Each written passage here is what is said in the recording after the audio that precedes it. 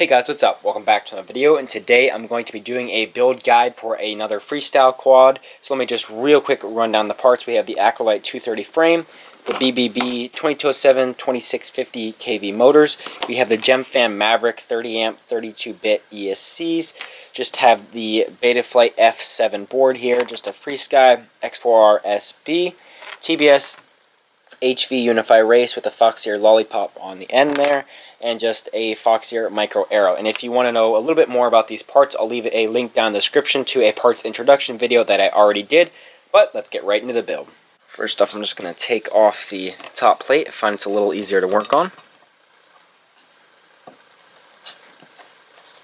Okay, so first up, I just like to mount my motors, and these BBB motors come with these nice little gold screws, and they are 8mm long, which I extremely appreciate because when you put it through a 4mm arm, you can see there is a decent bit of thread coming up through there, and you can see it will just peak above the base of the motor here. I'd rather have a little bit tiny too long 8mm screw than a too short 6mm screw that's more likely to strip, since it doesn't get as many threads into the base of the motor there. So I'm just putting a little bit of Hobby King blue Loctite on there. I always use this with 4 screws, and I have never once had an issue with a motor coming loose in flight, so I continue to do that.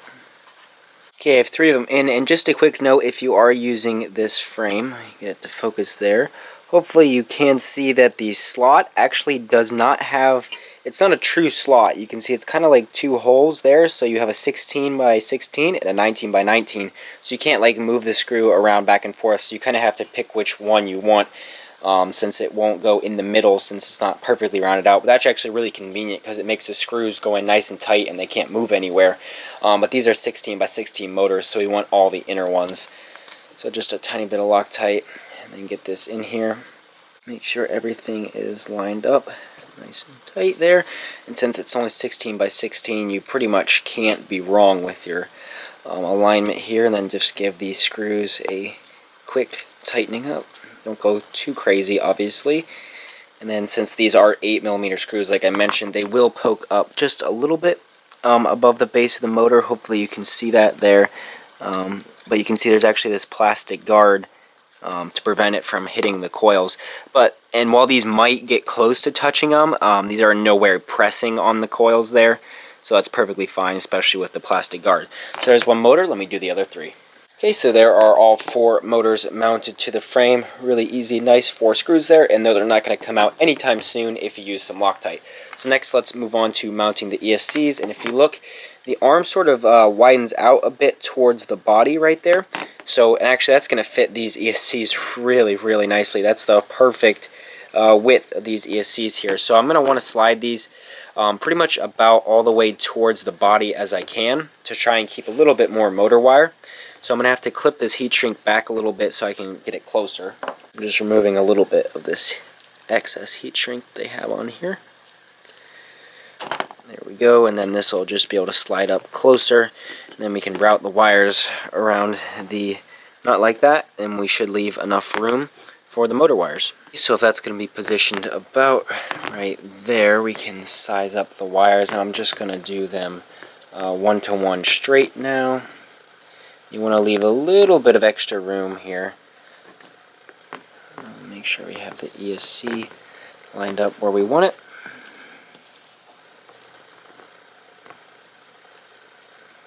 We can just come across right there and snip the wires. Just like that. And obviously you can keep these extras if you need them for something else. So we're just going to get these motor wires stripped and tinned.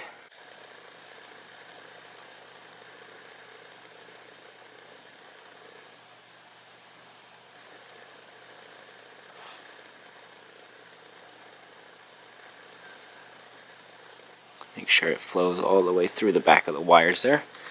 Then we can tin the ESC pads here. Sort of just give them a little heat first before you start spreading the solder on it. There we go.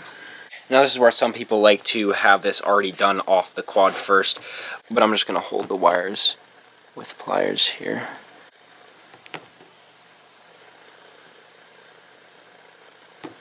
That's one.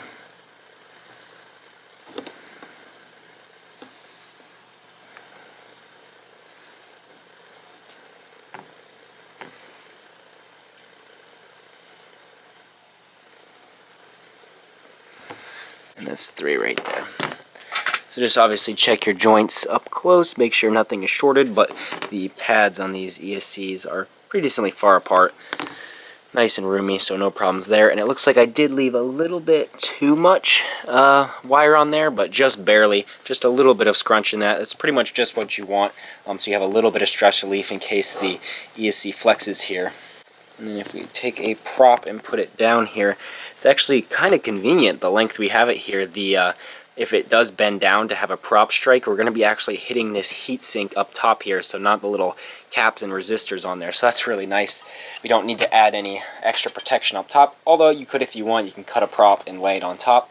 I'm just going to leave it like that and zip tie this down to the arm, although I will put some double-sided sticky tape underneath here since it is a little bit rough against the carbon here. You can see against up this edge I kind of bridge the gap here, so I'm going to put some down here to help give it some extra protection, as well as securing it a little bit better. Let me do that, as well as do the other 3 ESCs. Alright, so I have all the motors wired up to the ESCs, kind of just routed them underneath just for right now. So next I'm going to move on to the flight controller, which once again is the Betaflight F7 right here. So this guy just has these little grommets in the side, so it's just going to mount right down onto the steel screws in the stack. And I did have to put a little bit longer ones in so that then we can put a nut on here, but otherwise that clears just fine. And then still has some wiggle room for the soft mounting, as well as the gyro is also soft mounted in that little gel pad. But this guy actually does have the main input pads on the bottom here for our battery. These 2 guys right here. So we need to wire that lead up first. And I have another Acrolite here that I built, and pretty much the only place that I found for the XT60 to go well is right here.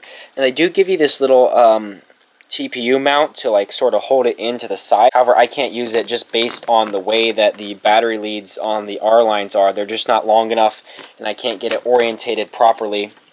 Pretty much the only way that I can get it is plugging it in like this with the battery, and this just kind of sits up like that. So that's about the only way I'm going to have to do it here. So we take our top plate, actually we don't even need the top plate, the battery leads get zip tied to this standoff right here. So if that is there, I'm just going to have to get some extra wire. Okay, so I've got some wire here, and this stuff is just 16 gauge. I would prefer to use 14 gauge on this build here. However, since I only have 16 and 12 gauge, I'd rather do 16 gauge. It might be a little bit too small, but probably not. I know a lot of people run 16 gauge without any problems. I was just a little concerned since this is sort of a heavier Freestyle 4S build. It's going to be probably pulling above 130 amps, but it shouldn't be a problem. So if we take a look, the pads on the bottom are pretty much just right at the edge here. So this guy over here on the far side right here is the negative, so I'm going to pretty much just size this up, and I want this to go over to the right side of the XT60 here. And looking at my other build, probably going to want about that much wire. Obviously you want to leave a decent amount of wiggle room here. Don't want to cut it too short, especially once you have the ESCs soldered up. It'll be a pain to get back to the underside of this board. And then on the positive side, gonna just kind of hold it there and make something about like that, and we can adjust it as needed once we get this on, since we can just easily take the flight controller off just like that. So let's do up the longer one, which is our negative, and yes, I'm using 2 black. I pretty much always do that. It just makes the build look a little bit better. You just have to pay attention to your wiring so you don't mix them up. Now we can just tin up the wires and the flight controller. Okay, there goes the negative. I'll just do the negative one for you here, and it is kind of close to the bobbin here. You can see it overlaps just a little bit, but you can bend those back, but just try to do your best not to melt it, I guess, here. Let's just get some heat flowing into the pad. And this is the negative rail, so it's going to pretty much suck all the heat into the board. So you're going to want to do pretty high heat on your iron here. Make sure you definitely give it time to soak through all the way the layers of the board. I know a lot of people had trouble with that with the Betaflight F4. So now that that's on, we can just pretty much just hold it in place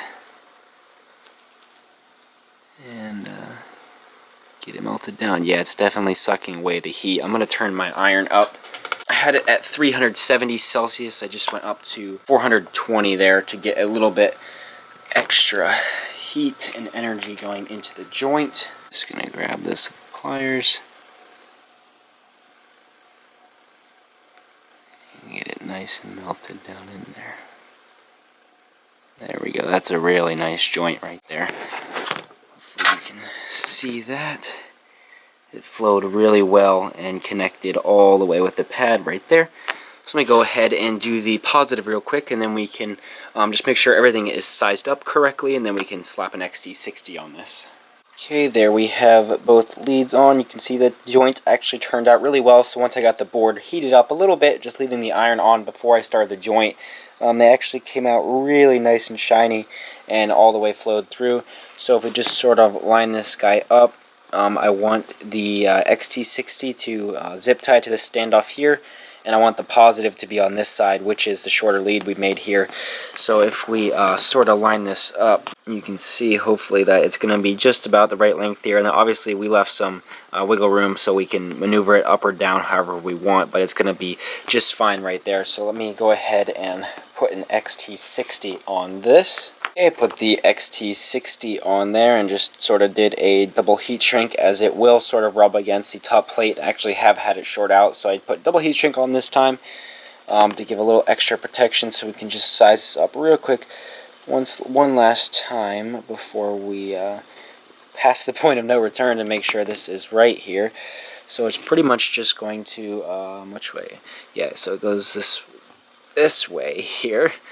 Yeah, so that'll work just fine. Then we can zip tie this to the standoff right there, and then our battery will be able to connect into that, sort of just give it a little bend. And if the heat shrink, if you did like this, you see it's a little long, so I can't really bend it out of the way here. If you reheat this with a hot air gun or a lighter or your soldering iron, however, you can heat it up a little bit so it softens, and then you press it back into a shape. You can sort of form it. That's kind of like on this battery, you can see it's kind of formed down this way. So if you press it while it's still hot and then hold it while it's cooling, you'll be able to have it curve instead of having it straight and sort of forcing it out of the way right here. So let me actually do that, I guess. Why not? So we can heat this up a little bit. On the back side. Just press it down. You can see now it has a curve to it, so that's going to fit in there a little bit nicer, and then the zip tie will hold it right there. So that's all good for now. We can sort of just move that out of the way. So let's work on the ESCs. Let's pull one of these guys up here. So the ESC just has the positive, negative, and the signal wire here. It doesn't have a signal ground. Well, it does in there, but it also has the TX and RX pads for the 32-bit telemetry if you want to use that. However, I'm not going to. I'm really not interested in it at all, and it's not pre-wired up for it, so I'm not going to dig into that. So it's really simple for the hookup of this ESC. If we look at the flight controller itself here, you can see hopefully right here we have the ground, which will be our negative. We have our bat, which will be the positive, so the red wire. And then the middle we have motor 3, M3, so that's just going to be this little signal. So it's basically just going to be black to the left pad there. The red wire, which is the positive, they're actually going to have to cross to this middle pad. And then the little yellow signal is going to go to the little middle pad. So let's get these wires sized up and solder them up. Okay, so if the ESC is going to sit about here, I'll run the signal wire underneath everything. And once again, it's really important right here to leave yourself some slack, especially with if you have any wires that need to cross like I do here, because even just going up and down over a wire like that can really take a little bit of length out of it. And if it's too short, you're really going to kick yourself in the butt for not making them long enough. So just make sure everything is a little bit longer than it needs to be, just to give some security with your lengths there. So there is the signal. And I think I'm going to sort of run the ground up just a little bit, give it a little bend up so the positive can run underneath it.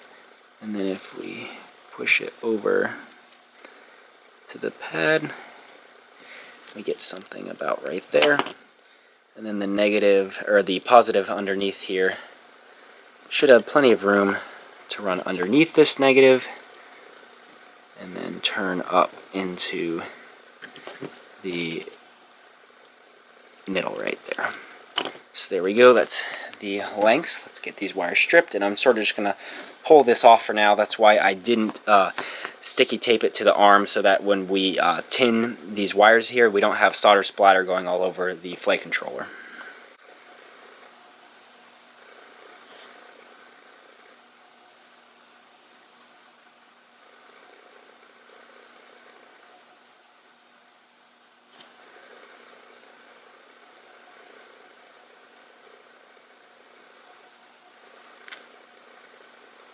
Go. Okay, let's get these flight controller pads tinned up, and when you have a flight controller that has a PDB built into it, there's going to be a lot of copper in it, kind of like I said before. So pretty much when you're soldering up wires, if the board has been sitting for a while and it's cool and room temperature, you pretty much want to start with the positive, so that way everything will flow easier, and by the time you get to the ground, where it's going to suck a lot more heat out to all the other grounds across the board is sort of preheated, so you can still make a nice joint there without it being a cold joint. I forgot to do that on the main battery leads, but that's just a tip to use when having a flight controller with a PDB built in. So I'm going to start by tinning up the positive here. And it is still going to suck quite a bit of heat out, but it is good just to give it a little start with the positive. You can get the little signal guy here, and then we can get to the ground. And it might be worthwhile removing some of these standoffs if they're in their way. They are a little bit for me, but I'm just going to kind of work around it a little bit here. Yeah, the ground definitely is taking a lot more heat. But there we go. So at this point, real quick, I'm going to actually put some sticky tape under this, because once we solder them, we won't be able to lift it up. So I'm going to sticky tape this down to the arm quick. Just use a roll of this 3M stuff I got from Amazon. We can just cut out a little strip right here. Get the backing peeled off.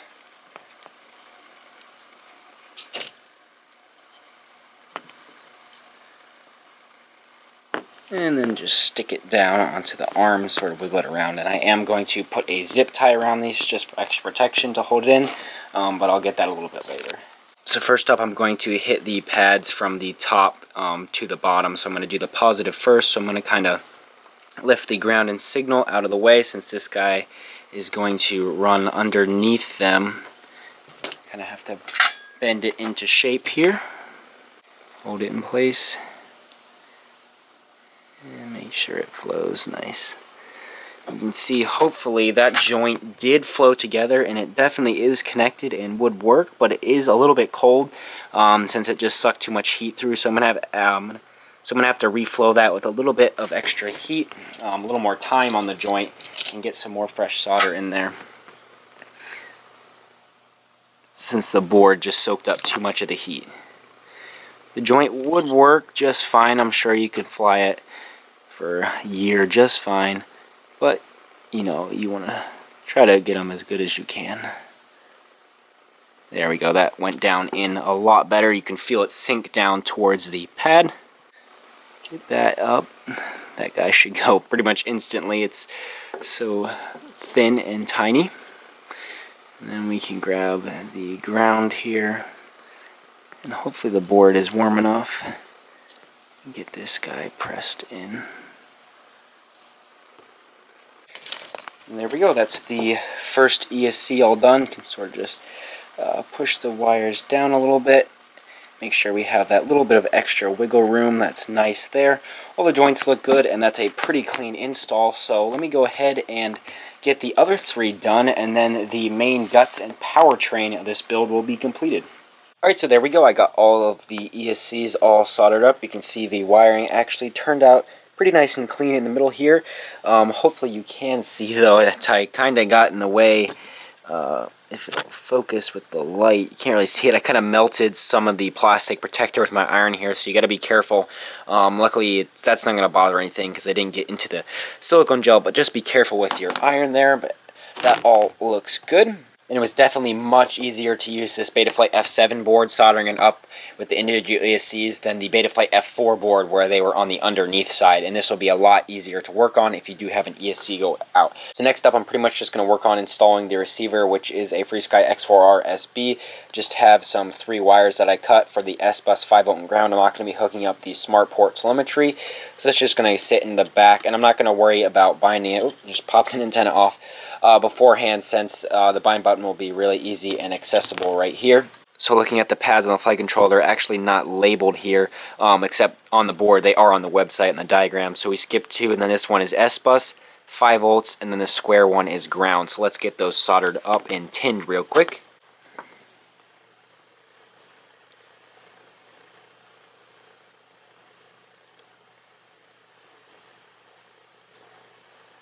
Okay, so now that we have the pads on the board tinned, I got the receiver ready here. I just put some heat shrink on it and soldered up the wires that we're going to need. It's basically just the yellow is S-Bus on the innermost pad towards the connector there on the outside rail. And then you have your 5 volts and ground, and they just come out this way. And I just did this to sort of shorten up the length we're going to have, because I'm going to stick the receiver in the back right here, sort of underneath the battery cables a little bit, and just sort of sticky tape zip tie it right there. And that way our antennas will be a little bit shorter, and then they can come up like right here through the top plate to some zip ties, and then we can hopefully have some pretty good signal like that. But let's just sort of line up the receiver how we're going to want it. With the battery, just kind of shove it in here. So it's going to look something like that, and the pads we want to come to are right here on the board. Obviously, as usual, you want to leave yourself a little bit of wiggle room here. So remember, S-Bus goes on the bottommost pad here. If we're looking at it from the reverse direction like we are,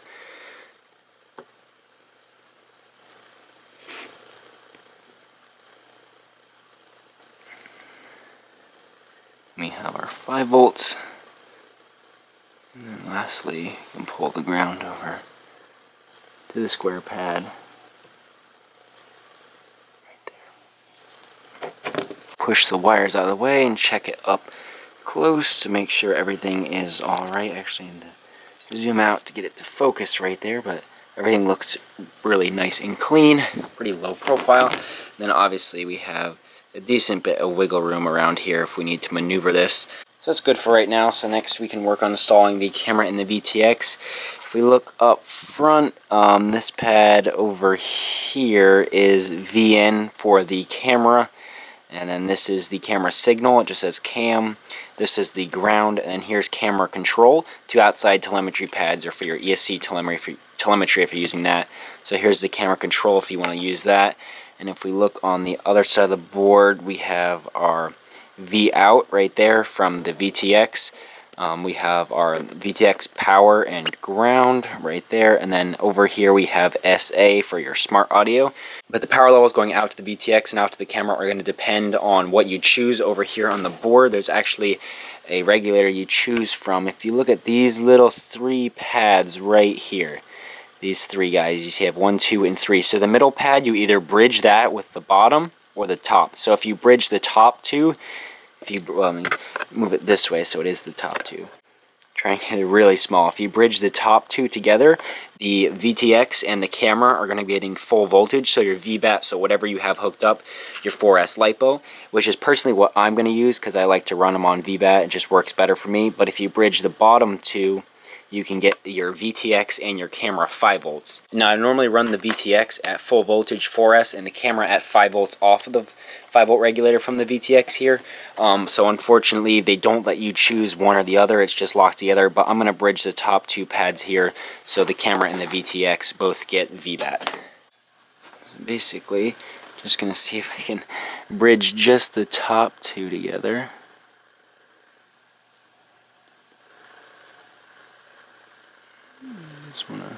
There we go. That's actually turned out pretty nice and clean there. I'll give you another close-up so hopefully you can see that I just bridged the top 2 together and the bottom one is not connected. You don't want to connect all 3.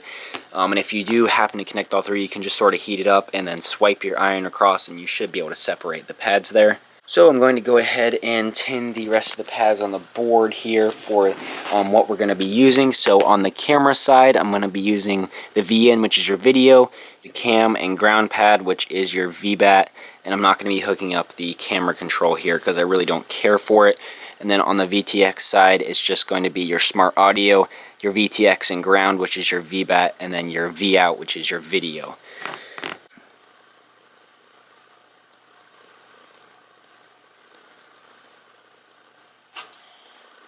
It's kind of annoying to have this big chip in the way there, but you can take that off if it's really in the way, but I'm just going to kind of work around it a little bit here. Okay, there, everything is all tinned up, so I'm actually going to do a decent bit of the VTX and camera wiring off camera here, since it's literally just as I explained, and I'll show you the actual wires themselves, but there's not much point in me showing the soldering at this point. It's just connecting stuff to where it goes, and they have a very nice, very simple diagram on the FPV model website if you need to take a look at that. Okay, there we go. I have the camera and VTX wired up. And just real quick, take a look at the joints on the board. Everything is getting a little bit cluttered now. So obviously up front we just have our camera pigtail, as I explained, just running straight up to the camera. Your video, your VBAT, and your ground right there. Very, very simple. Just left some wiggle room, obviously, to be able to change your camera angle there. You don't want it too tight. And then you just have the little extender. You can cut that off, hook up the camera control if you want, or I'm just going to leave it sitting there. I don't have any problems with that. And then in the back for the VTX, I just hooked up the smart audio, the VBAT ground, and then the video in to the VTX cable here. And then I left enough room to route to the top plate here, because this is what I've done with the top plate. It's really not ideal. When I built my other Acrolite with the Betaflight F4, I used the Unify mounting board and put the Unify in the stack. And I really do prefer that because it keeps things off the top plate. It makes it easier to take apart. But this is basically just what I've done. I routed the pigtail, the UFL here, back sideways, and I did solder the connector to the ground on the outside of the VTX. You can see hopefully this sort of gold rail along the edge there, that is ground, and so is the outside of the antenna, so you can just sort of connect those, bridge that with solder, and then there's no way this is going to pop off or move. And then I had a little bit of sticky tape in between here, as well as a zip tie to help hold the VTX on, so it can still wiggle, but it's pretty solid and there's going to be no issues with that. And then back to the antenna here with the Fox Ear Lollipop, I used 3 zip ties through the supplied holes here. This one crossed diagonally just to help hold it along this bracket so it can't really twist. Really, and then it's pretty secure in there. Once again, it can wiggle, this can break, it can rip stuff off, but it's going to be really durable for most crashes. And then it sticks straight out the back there, and then you can just give it a bend up if you want, however much bend you want in it. I usually do something about like that. You get pretty good video when you're tilted. It's almost straight up. That should be pretty simple. So that's really just about it. I think that's all the wiring we need to do. Really, at this point, it's just a matter of tidying things up, putting the GoPro mount on if you want to add that right now. That just screws up front.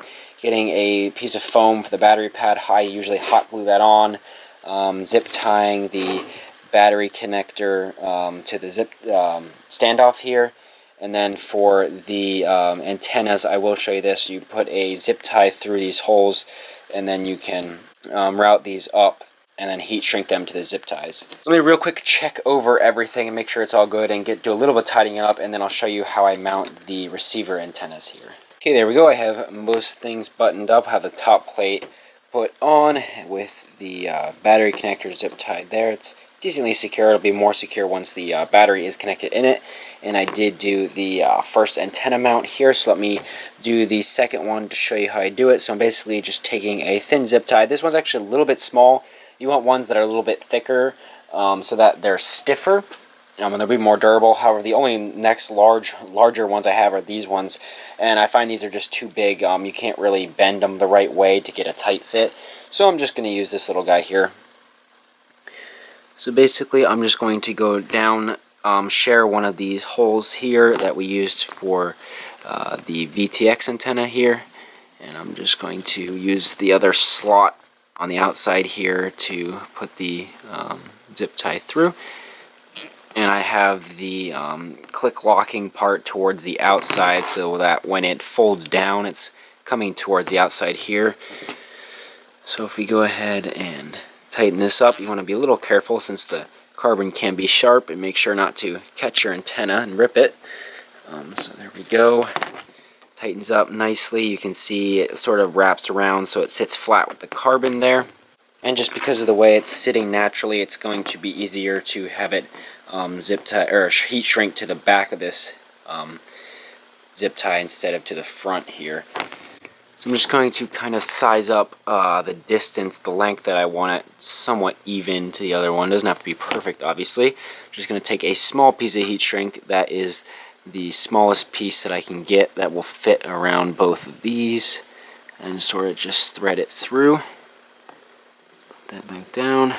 Make sure everything is good. That looks pretty decent, and it should be straight up right now. You can go ahead and use a hot air gun or a lighter or whatever you have to heat it down. Okay, now that that's shrunk, you can sort of see where the tip of your antenna is. And now this guy actually moved off to the side a little bit, didn't stay on the back like I wanted. That's not a big issue, so I'm just going to go ahead and clip off the top here. You want to be careful not to trim the tip of your antenna off. That would not be good. And then you can take your bigger piece of heat shrink and slide that down over. And depending on what size you have, I like to actually cover up the tip of the base of the zip tie. So this is just a little bit too small. So I'm just going to take a pair of pliers and stretch it out just a little bit. Just a little bit of stretch, and it should hold that. Now it should fit. Yep, fits nicely all the way down over the zip tie there. So I'm going to just press and hold that to make sure it stays down while I heat the bottom. I find this just gives it a little bit of extra durability and strength on the bottom there. And then I'm just going to shrink it down.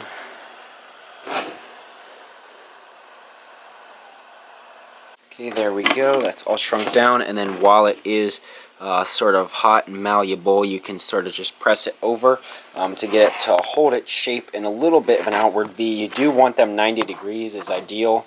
You can see it's like maybe 70 or something there, but that should be just fine. And then as these cool, they'll stiffen up a little bit, and they should hold their shape pretty well. And then that is decent spacing between the VTX antenna and the RX antennas, because this will be interfering with each other. But it is a little close, but it's definitely better than some setups where they're like literally taped together. So this will be just fine. And I've done over a mile on the same setup just like this. So let me clean up the build mat and we'll finish up this video. Alright, so there we go. That's going to bring us to the end of this build guide for another Freestyle quad, the Acrolite 230 frame once again. But before we close out the video, of course, we need to get a weight on this guy. So let me real quick just put on some props. These are the HQ 5045 V1S. I'll probably be running these since these motors are a bit higher KV motors. I don't think running the V2 Cyclones would be in my best interest in terms of amp draw. So I'm going to be trying these out for some freestyle. So I'm going to get a dry weight on this guy. So I have not weighed this before, so let me just see. The motors are a decent weight. We do have individual ESCs, however they're pretty small. Flight controller is pretty streamlined. The VTX antenna is pretty light. Props are pretty light. Camera's obviously very light. Micro camera. I'm going to guess about 340. I'm going to guess 340 grams here. Dry weight, so 322. Wow, that's actually not that bad. That's lighter than some people's race quads. And then we can just take a battery strap and put that on there. So 326, because I know you guys always yell about not having battery straps on there. Obviously, I would put that on later. So in terms of an all-up weight with a GoPro, let me put the mount on here. Let's just stick the GoPro mount up front, and then we do have a 1550 R-line tattoo, which is what I fly with usually. See how much this weighs. Oh, overload, and need the other scale. Okay, we have the other scale, so let's just put this guy on here, and I know you can't really see it because of the glare, but this is coming out to 605 grams. Yeah, you can't really see it. There you go, you can see it there, 605 grams, so you don't have to just trust me, you can see I'm actually not lying. So 605, that's actually not too bad. Compared to my other Acrolite that I built, that's about 20 to 30 grams lighter. So these ESCs and motors and props that I changed from the old build definitely is helping out a decent bit, as well as the antenna there. So 605, that's not a bad weight. I would like to be under 680, probably about 550 to 580. Under 600 is probably my ideal freestyle weight, but this is definitely not bad, and this should have plenty of power to make up for it. Alright, so there we go. That's going to actually bring us to the end of the video here, and just notice it actually turned out a little bit more color coordinated than I was planning. We got the red props, red GoPro mount, red antenna, red camera, red ESC heat sinks. Obviously, the purple motors, it's not showing up well on camera, but the purple motors don't quite fit in, and we have gold screws, but colors all over. Who really cares? You don't see it in flight. So that's going to bring us to the end of the video. There will be links down in the description to all of the parts that I used here below, as well as a link to the introduction video that I did explaining, just going over the parts a little bit more in depth. I did that separate to hopefully keep this video a little bit shorter. I'll also put a link down in the description to a PID tuning video that I did with my other Acrolite. It should be very, very similar to this setup. So if you're looking for PIDs for this type of quad, definitely go and check that video out. This will probably be my main freestyle quad going forward, since my other Acrolite is kind of getting a little beat up now. The motors are getting a little bit noisy, so this fresh build should be really nice and crisp. I'm looking forward to flying it in for some new footage and some new edits. So that's the end of the video. Hopefully you found some of the information helpful or entertaining, or maybe both. Thanks for watching. Please subscribe, and I'll see you in the next video. Bye.